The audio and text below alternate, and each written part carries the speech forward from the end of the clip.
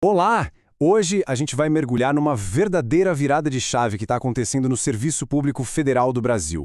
É uma nova estratégia pensada para o período de 2023 a 2026 que está redefinindo as bases da administração pública. Vamos entender o que isso significa na prática?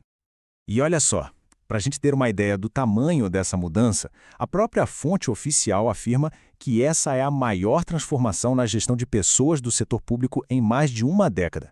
É uma afirmação bem forte. Então, o que será que está por trás dessa transformação toda?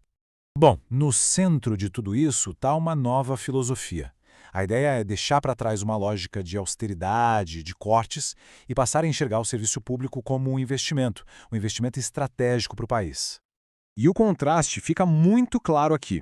De um lado, o período de 2019 a 2022, que foi marcado pela redução de servidores e salários congelados, agora, a partir de 2023, o rumo é outro.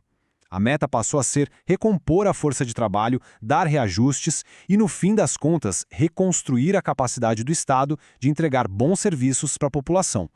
Tá, mas como é que esse investimento funciona na prática? A estratégia se apoia em dois pilares principais que trabalham juntos. Um focado em trazer gente nova e o outro em valorizar quem já está lá dentro. O primeiro pilar, que é a expansão, é sobre trazer sangue novo. Sabe, contratar mais pessoas, preencher vagas em áreas que estavam desfalcadas. Já o segundo pilar, a valorização, olha para dentro de casa. Melhorar salários, reestruturar carreiras, cuidar dos servidores que já estão na ativa e também de quem já se aposentou e dos pensionistas. E os números aqui não deixam dúvida do tamanho desse compromisso. Se a gente olhar a média de investimento entre 2019 e 2022, o valor era bem baixo. Agora, compara isso com a projeção para 2023 e 2026. O salto é gigante, especialmente na parte de valorização, o que significa mais dinheiro indo direto para reajustes e melhores carreiras. E qual o efeito prático disso tudo? Bom, o impacto é direto no número de servidores. Aquela tendência de queda que a gente vinha vendo até 2022 foi revertida. A projeção agora é de crescimento. Isso, na prática, significa mais gente trabalhando para prestar os serviços que a população precisa. Mas olha, não é só sobre aumentar números, não. A estratégia também traz uma modernização bem inteligente da estrutura. Vamos dar uma olhada em como isso funciona. Segura esse número, mais de 66 mil.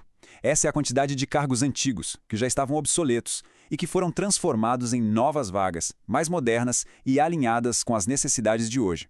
E o ponto-chave é que isso foi feito de forma inteligente, reaproveitando recursos sem criar despesas novas no orçamento. Foi uma readequação. E essa modernização não ficou só no papel, ela virou ação concreta. Teve um reajuste de 9% para todo mundo. Foi criado o Concurso Nacional Unificado, que é tipo um Enem dos concursos, centralizando a seleção. Uma nova lei de cotas também foi implementada para aumentar a diversidade, e carreiras super importantes como as da FUNAI e da Polícia Federal foram reestruturadas. A valorização também chegou forte nos benefícios. O auxílio alimentação, por exemplo, mais do que dobrou. Teve um aumento de 118%, saltando para R$1.000. Isso tem um impacto redistributivo muito grande, porque ajuda principalmente quem tem os salários mais baixos. O auxílio creche e a assistência à saúde também tiveram aumentos bem significativos. Ok, a gente viu tudo isso e, claro, surge aquela pergunta, né? Com tanto investimento, como é que ficam as contas do país? Essa estratégia é sustentável a longo prazo? Pois é, a questão é essa, bem direta ao ponto. Será que dá para fazer todo esse esforço de reconstrução de forma responsável, sem comprometer a saúde fiscal do Brasil?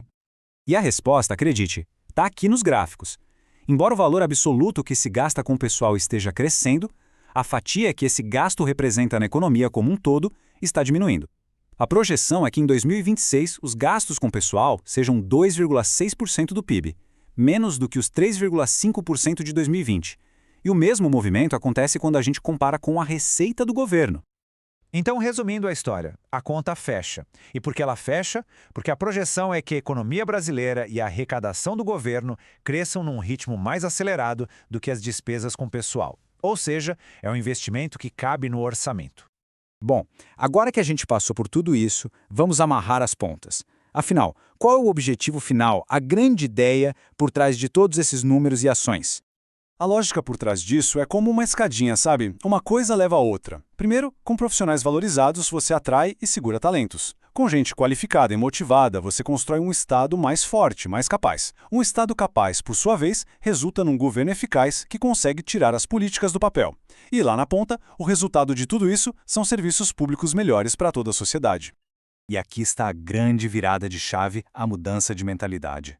A gestão de pessoas deixa de ser vista só como uma despesa que precisa ser cortada e passa a ser entendida como um investimento estratégico mais importante para fortalecer o Estado. E para fechar, essa citação da fonte amarra tudo de uma forma perfeita. A ideia central é que um governo eficaz precisa de um Estado capaz. E o coração pulsante desse Estado, o seu centro neurálgico, são as pessoas que trabalham nele. Uma reflexão bem poderosa sobre o verdadeiro motor do serviço público.